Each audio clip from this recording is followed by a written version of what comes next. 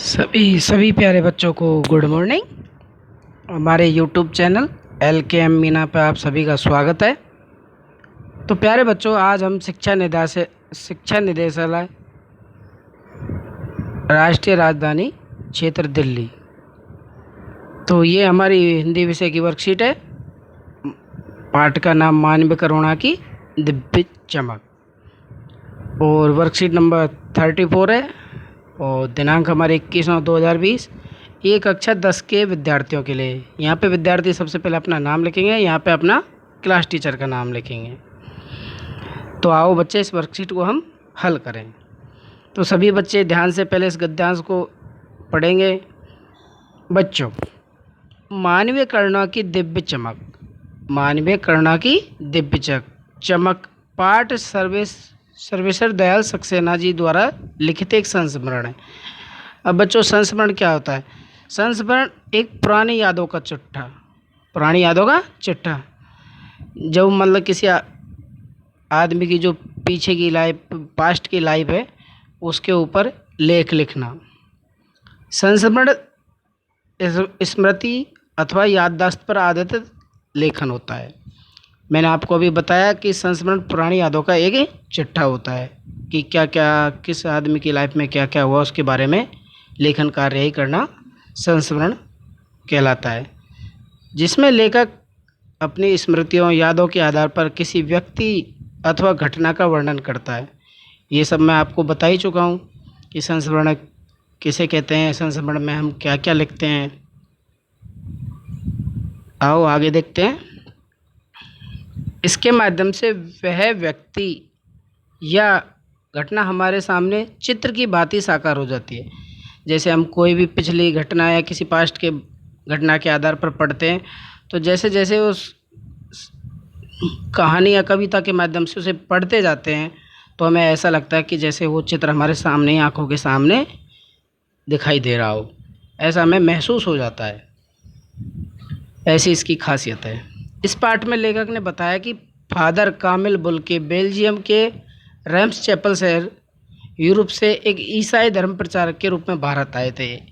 एक व्यक्ति हैं फादर कामिल बुल्के, जो कि बेल्जियम शहर के रेम्स चैपल शहर से यहाँ भारत क्यों आए? ईसाई धर्म का प्रचार प्रसार करने।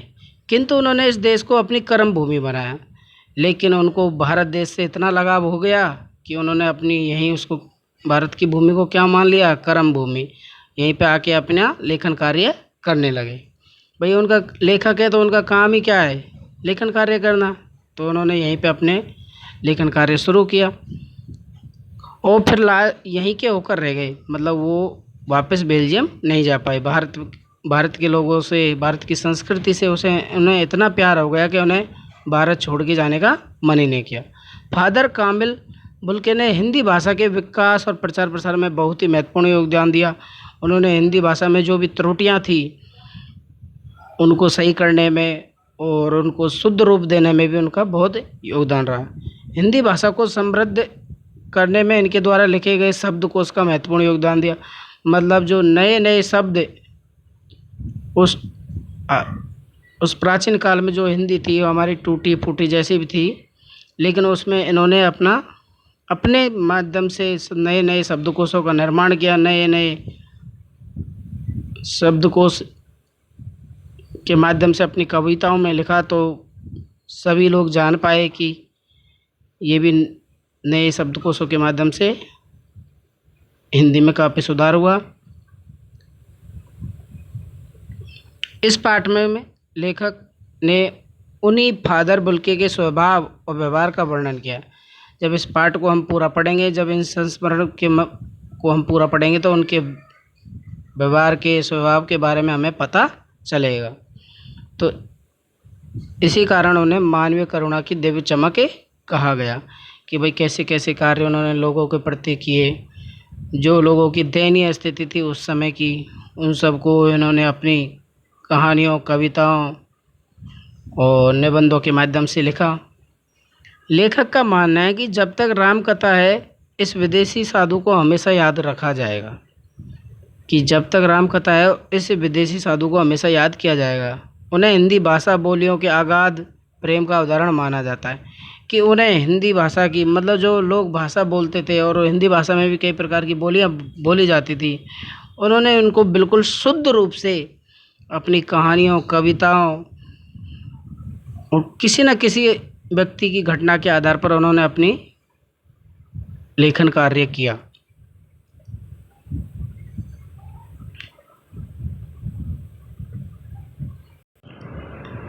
तो सभी बच्चे इस पाठ को एक बार पहले पूरा अच्छे से पढ़ लें, जब जाके हम आगे क्वेश्चनों को हल करें। अब आओ बच्चे हम पहला क्वेश्चन देखें। संस्मरण से आप क्या समझते हैं? संस्मरण से आप क्या समझते हैं? तो मैंने आप संस्मरण से आप क्या समझते हैं, तो मैंने इसका आंसर आपको पहले बताया और एक बार फिर देख लिए। ऐसा लेखन जिसमें लेखक अपनी स्मृति मतलब पिछली यादों के आधार पर किसी व्यक्ति अथवा घटना का वर्णन करता है, उसे क्या कहते हैं? संस्मरण। तो सभी बच्चे इसका आंसर अच्छे से लिखेंगे और उसे याद भी करेंगे। अब बच्चे देखते हैं अगला क्वेश्चन है हमारा,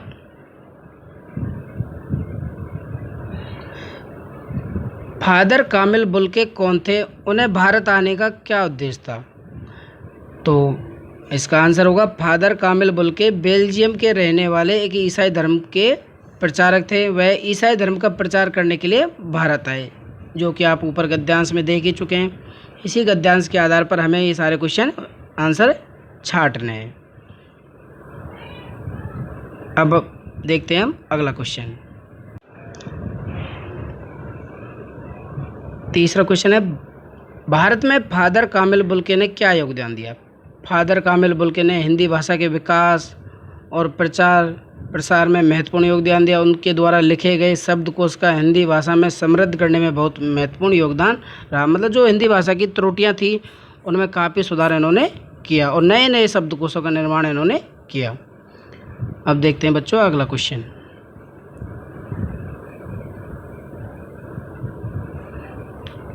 चौथा क्वेश्चन है बच्चों हमारा, आपके जीवन में कोई ना कोई ऐसा व्यक्ति आया होगा जिन्हें आप याद करके खुशी महसूस करते होंगे। उनके बारे में अपना संस्मरण लिखने, मतलब आपके संस्मरण वही मैंने बता दिया आपको कि पिछली यादों का चिट्ठा। तो ये सभी बच्चे स्वयं करें, इसका आंसर स्वयं लिखेंगे, क्योंकि हर आदमी के जीवन के कोई ना कोई ऐसा व्यक्ति होता है जिसे हम कभी भी याद करते हैं तो एक खुशी महसूस अंदर से होती है। मेरे जीवन में मैं मेरे अनुसार बता रहा हूँ, मेरे जीवन में तो मुझे सबसे ज़्यादा अपनी स्वर्गीय बुआ को याद करके खुशी मिलती है। उसकी खास वजह ये है कि रात को सोते समय वो हम सब बच्चों को कहानियाँ सुनाई करती थी, मतलब नई नई कहानियाँ सुनाई, कभी कोई भूत की सुनाई, कभी कौन सी सुनाई, कभी उनके याद मतलब बचपन के खेल के किस्से सुनाए। उनकी कहानियाँ हमेशा बहुत ही प्रेरणादायक थी, मतलब प्रेरणा देने वाली। कभी कभी वो भगत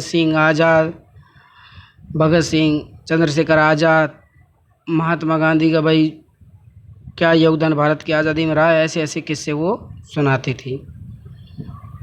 कभी कभी हरिवंश राय बच्चन की कहानियाँ, जो कि हिंदी में उनका महत्वपूर्ण योगदान है, उन्हीं की वजह से आज भी मुझे कहानी सुने बिना नींद नहीं आती। ये मैंने मेरे आधार पर बताया। इस चौथे क्वेश्चन का आंसर सभी बच्चे अपने मन से लिखेंगे। भाई उनकी कोई भी जीवन की घटना हम इसमें लिख सकते हैं, जिसे याद करके हमेशा हमें उस क्या मिले, हमें खुशी। तो आज की वर्कशीट में अगर आपको कोई दिक्कत या परेशानी हो तो मुझे कमेंट करके बताएं, और मेरे द्वारा समझाई गई वीडियो से आपको अच्छे से समझ में आए तो मेरे यूट्यूब चैनल को सब्सक्राइब भी करें। आगे की वीडियो आपके लिए उसमें उपलब्ध रहेगी। Thank you.